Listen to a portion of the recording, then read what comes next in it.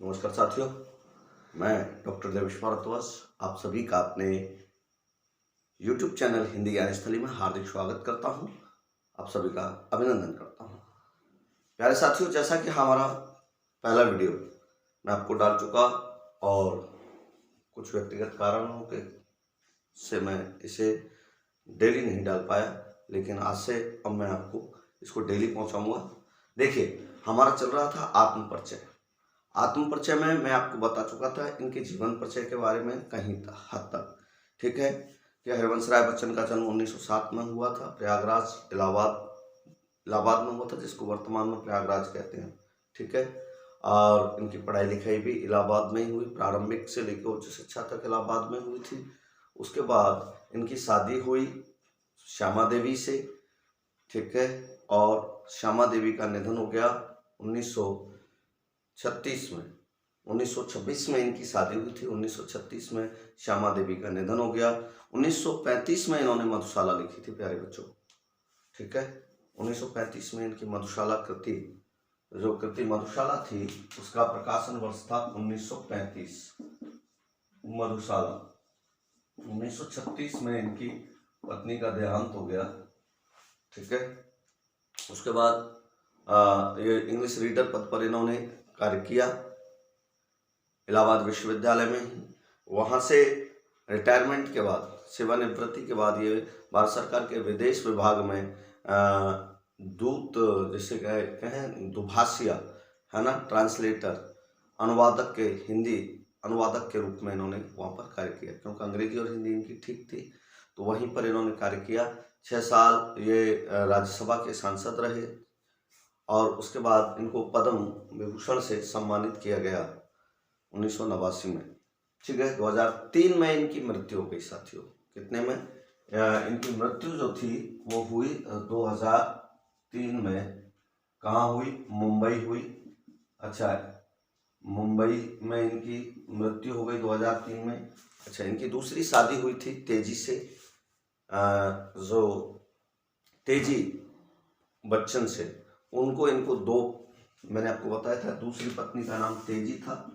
ठीक है, तेजी पहली का नाम, ये सेकंड थी, फर्स्ट का नाम श्यामा था।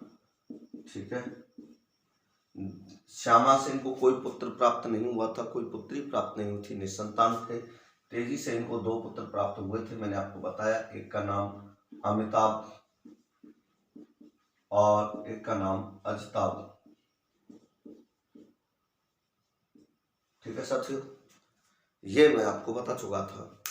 अच्छा, अब हम बात करते हैं इनके 2003 में इनकी मृत्यु हो गई। पद्म भूषण से इनको सम्मानित किया गया। पद्म भूषण से ये सम्मानित थे। अच्छा, इनकी रचनाओं की बात आती है तो मधुशाला इनकी फेमस कृति है, जो 1935 में प्रकाशित हुई। ठीक है, और इनकी रचना है मधुकलश है, निशा निमंत्रण है, मैंने उस दिन आपको बताया। तो मधुशाला,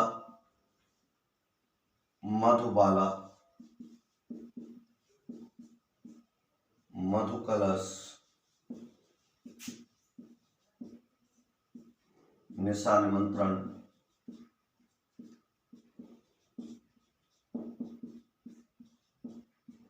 मिलन यामिनी,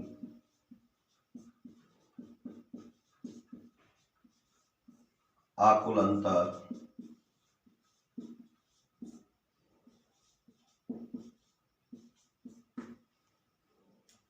ठीक है, एकांत गीत,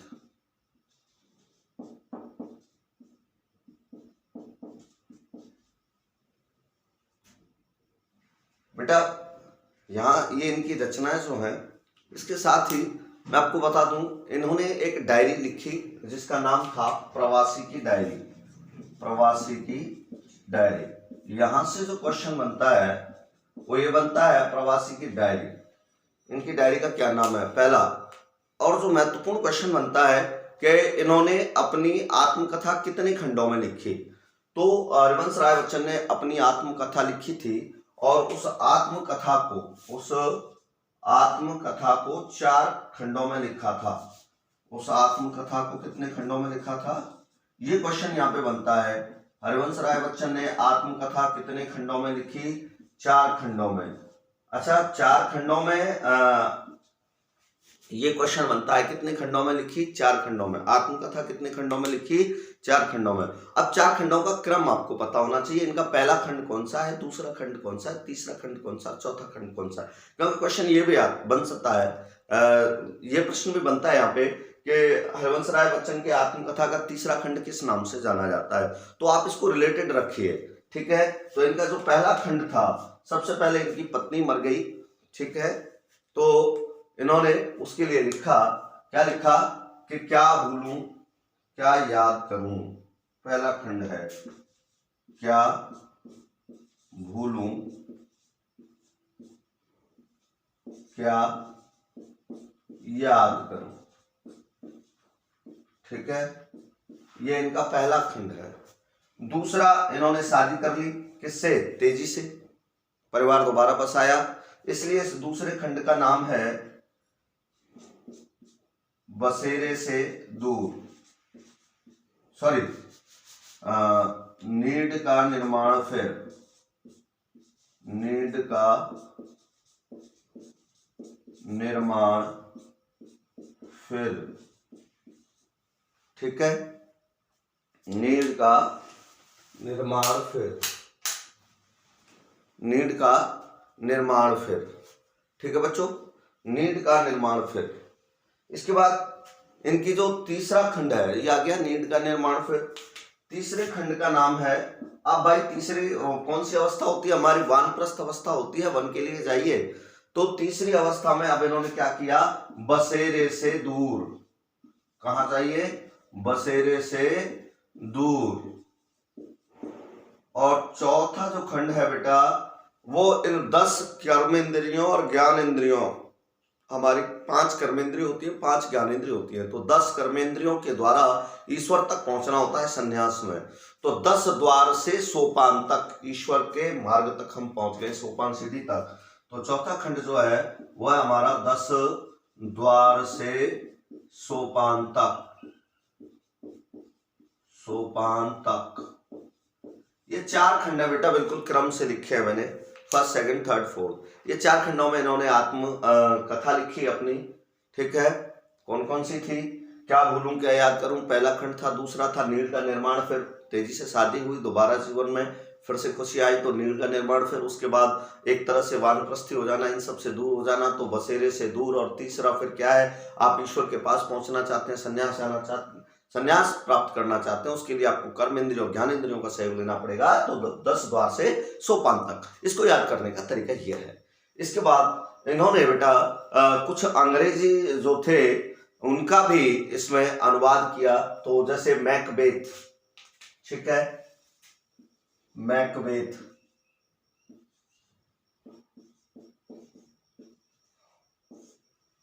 की जनगीता के नाम से इन्होंने किया, ठीक है, मैकबेथ। और हैमलेट,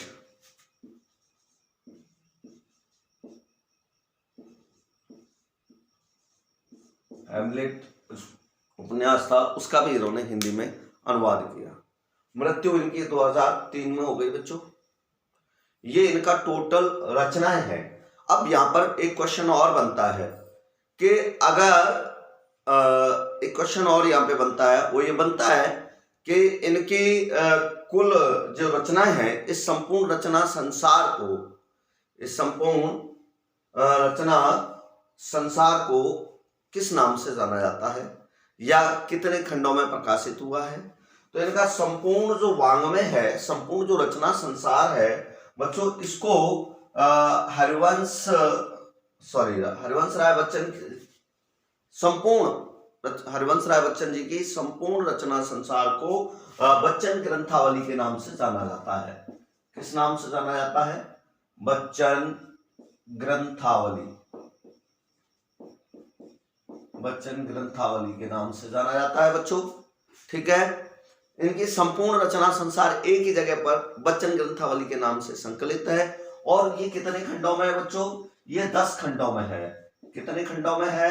10 खंडों में है, ठीक है। इसको भी आप याद रखना। ये प्रश्न यहाँ पे बनता है कि वचन ग्रंथावली कितने खंडों में प्रकाशित हुई है? 10 खंडों में प्रकाशित है। या बच्चन जी का संपूर्ण वाङ्मय, संपूर्ण कृतियां कितने खंडों में संकलित हैं या किस नाम से संकलित हैं? तो वचन ग्रंथावली के नाम से संकलित हैं, 10 खंडों में संकलित हैं। ठीक है बेटा, ये यहाँ पे इनका जो परिचय है उससे रिलेटेड क्वेश्चन यहाँ पे बनते हैं। अभी एक क्वेश्चन और बनता है यहाँ पे। क्वेश्चन ये बनता है कि अब जैसे हम पढ़ रहे हैं चैप्टर आत्म परिचय। कौन सा पढ़ रहे हैं? आत्म परिचय। तो आत्म परिचय में इन्होंने मुक्तक छंद का प्रयोग किया है। एक तरह से गेय छंद है। आत्म परिचय में मुक्तक छंद है, गेय छंद है। तो उस मुक्तक छंद और गेय छंद, अगर हम कहें, यहाँ पे प्रश्न बनता है कि हरवंश राय बच्चन के छंदों पर किस उर्दू के प्रसिद्ध कवि का असर देखने को मिलता है या प्रभाव देखने को मिलता है, या किस उर्दू के किस प्रख्यात शायर की या गजलकार की शैली की छाप देखने को मिलती है?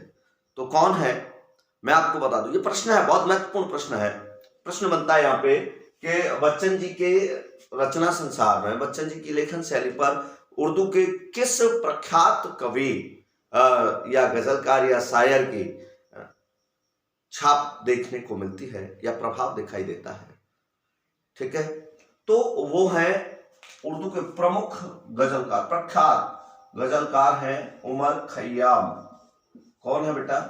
उमर खयाम। ठीक है, उमर खयाम। ये जो उमर खयाम की शैली है, लेखन शैली है, गजलकार, उर्दू के प्रमुख गजलकार हैं, शायर हैं उमर खयाम। उमर खयाम की लेखन शैली का प्रभाव हरवंश राय बच्चन की लेखन शैली पर स्पष्ट दिखाई देता है। उमर खयाम ने जो रुबाइयां लिखी थी उर्दू में, है ना, रुबाइयां जो छंद लिखा था, उस रुबाइया छंद को इन्होंने आत्म परिचय में एक तरह से लिखा है। अच्छा, मजे की बात यह है कि आत्म परिचय में जो छंद इन्होंने लिया है उनको हम हिंदी में मुक्तक कह देते हैं। क्या कह देते हैं? मुक्तक कह देते हैं, जो गेय शैली में लिखा गया है। लेकिन ये एक तरह से उर्दू में इसको क्या कहते हैं? रुबाइयां कहते हैं। क्या कहते हैं? रुबाइयां। ठीक है, जिससे आपका पाला पड़ेगा फिराक गोरखपुरी का नवा चैप्टर है आपका रुबाइयां। तो रुबाइयां ये मुक्तक, और इसको अंग्रेजी में बेटा सानेट छंद बोलते हैं। अंग्रेजी में इसको क्या कहते हैं? अंग्रेजी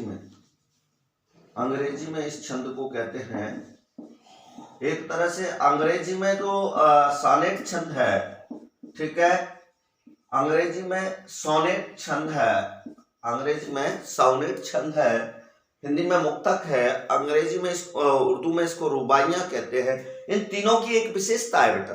क्या विशेषता है? कि इसकी पंक्ति 4 पंक्तियों का ये छंद होता है। कितनी पंक्तियों का छंद होता है? 4 पंक्तियों का छंद होता है। इसकी पहली, दूसरी और चौथी पंक्ति, इसकी पहली, दूसरी और चौथी पंक्ति के अंत में तुक मिलती है। ये तुकांत होती हैं। पहली, दूसरी और चौथी पंक्ति तुकांत होती हैं, इनके अंत में तुक मिलती है। लेकिन जो तीसरी पंक्ति होती है वो सबसे अलग जाती है। जैसे हरिवंश राय बच्चन जी का पहला आत्म परिचय का पहला वो ले लीजिए। ये क्या कह रहे हैं कि मैं जग जीवन का भार लिए फिरता हूं। अंतिम पंक्ति क्या कह रही है? मैं जग जीवन का भार लिए फिरता हूं, फिर भी जीवन में प्यार लिए फिरता हूं।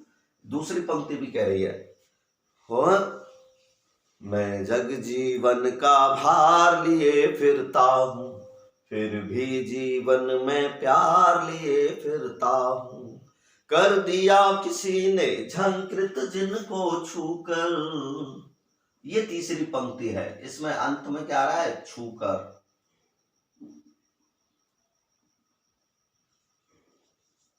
छूकर, ठीक है। मैं सांसों के 2 तार लिए फिरता हूं। ये चौथी पंक्ति है। तो आप देखिए, पहली, दूसरी और चौथी पंक्ति, पहली, दूसरी और चौथी पंक्ति में तुक मिल रही है, हूं, लेकिन तीसरी पंक्ति में छूकर बिल्कुल अलग चला गया। तो ये रुबाइयां हो, मुक्तक हो, या फिर ये क्या हो, सानेट छंद हो अंग्रेजी, इनमें क्या है बेटा, अंत में तुक मिलती है। चाहे आप किसी को भी सुन रहे हो, किसी को भी, जैसे आप देख लें आज वर्तमान में सबसे प्रख्यात जो मुक्तक छंद इस शैली में लिख रहे हैं वो है कवि कुमार विश्वास जी, प्रख्यात कवि कुमार विश्वास जी। अब वो लिखते हैं कि कोई दीवाना कहता है, कोई पागल समझता है, मगर धरती की बेचैनी तो बस बादल समझता है। मैं तुमसे दूर कैसा हूं, तुम मुझसे दूर कैसी है, ये तेरा दिल समझता है या मेरा दिल समझता है। तो ये देखिए है और कैसी, दूर कैसी है, ये बिल्कुल अलग चीज गया। ठीक है, तू मुझसे दूर कैसी है, मैं तुझसे दूर कैसा हूं, ये तेरा दिल समझता है, ये मेरा दिल समझता है। तो कैसा हूं, कैसे, बिल्कुल अलग गया, ये बिल्कुल अलग है बेटा। तो कहने का तात्पर्य है कि इसमें ये जो मुक्तक छंद है, इस पे उमर खयाम जी की शैली का प्रभाव देखने को मिलता है। ये रुबाइया छंद का या सोनेट, अंग्रेजी के सोनेट छंद का हिंदी रूपांतरण है। ये यहाँ पे एक और इसका सवाल बनता है। ठीक है, अब यहां से हम शुरू करते हैं, पार्ट के अंदर से क्वेश्चन शुरू करते हैं। कवि ने देखो पहले ही छंद में कहा है कि मैं जगजीवन का भार लिए फिरता हूं। अब क्वेश्चन ये आता है, यहाँ जगजीवन के भार से कवि बच्चन जी का क्या आशय है, ठीक है, या जगजीवन का भार क्या मतलब है। तो जगजीवन का भार का मतलब है उत्तरदायित्व, सांसारिक उत्तरदायित्व है ना, अपने जीवन की जिम्मेदारियां, तो उत्तरदायित्व। ठीक है, उत्तरदायित्व या जिम्मेवारियां।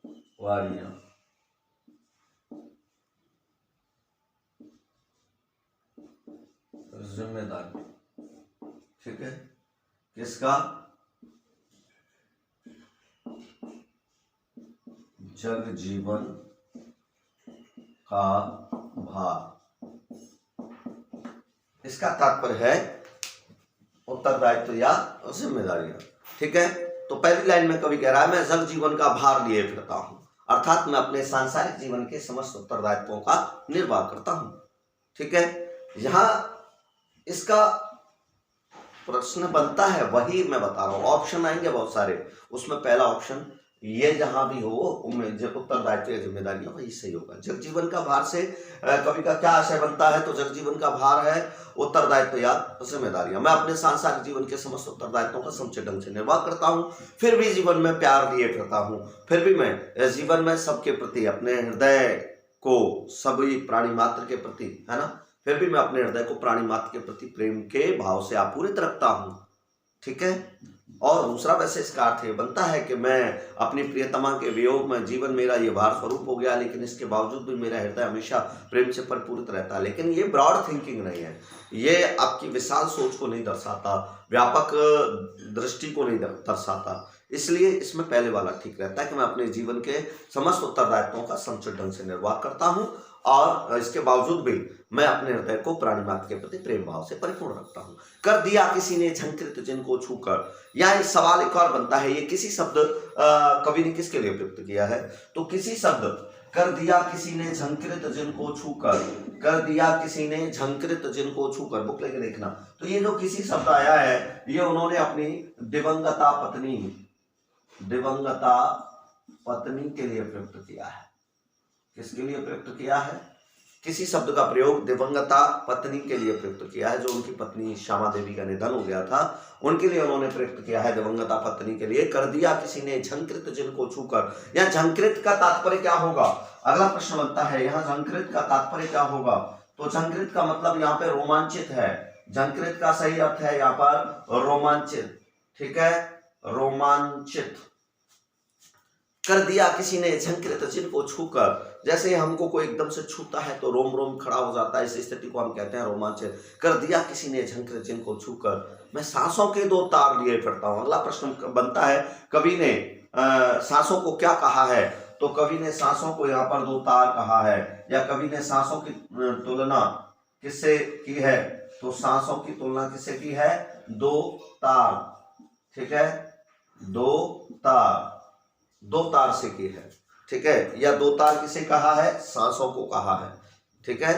अच्छा, वैकल्पिक में तो यही क्वेश्चन बनता है, अगर इसको थोड़ा सा ब्रॉड वैसे बनाना, सांसों के दो तार क्यों कहा है, तो कवि कह रहा है कि जैसे ही मेरी प्रियतमा ने अपना स्नेहपूर्ण स्पर्श मुझे प्रदान किया, जैसे ही मेरी प्रियतमा ने मुझे अपना स्नेहपूर्ण स्पर्श प्रदान किया, वैसे ही मेरा संपूर्ण शरीर रोमांचित हो उठा। वैसे इसका सीधा सीधा अर्थ ये है, लेकिन इसको अगर आपको समझना है, कवि ने पहले शरीर को, जीवन को वीणा मान लिया है, और वीणा शरीर रूपी वीणा के अंदर सांस रूपी दो तारों को जैसे ही मेरी दिवंगता पत्नी ने क्या किया, कवि कह रहा है जैसे ही मेरी दिवंगता पत्नी ने, उस समय की याद करके कह रहा है, जैसे ही मेरी दिवंगता पत्नी ने मेरे शरीर रूपी वीणा के सांगरूपक अलंकार का यहाँ पे प्रयोग किया है। कौन से अलंकार का प्रयोग किया है, सांगरूपक अलंकार का प्रयोग किया है, ठीक है, सांगरूपक अलंकार का प्रयोग किया है, कि जैसे ही, अब वो क्वेश्चन ये भी बन सकता है कि इस लाइन में कौन सा रूपक अलंकार है, तो सांगरूपक अलंकार है। कवि कह रहा है कि जैसे ही मेरी दिवंगता पत्नी ने मेरे शरीर रूपी वीणा के सांस रूपी दो तारों को अपना स्नेहपूर्ण स्पर्श प्रदान किया, वैसे ही उसके फलस्वरूप जैसे वीणा के तारों को अपन छूते हैं तो क्या होते हैं, वो झंझना उठते हैं, है ना।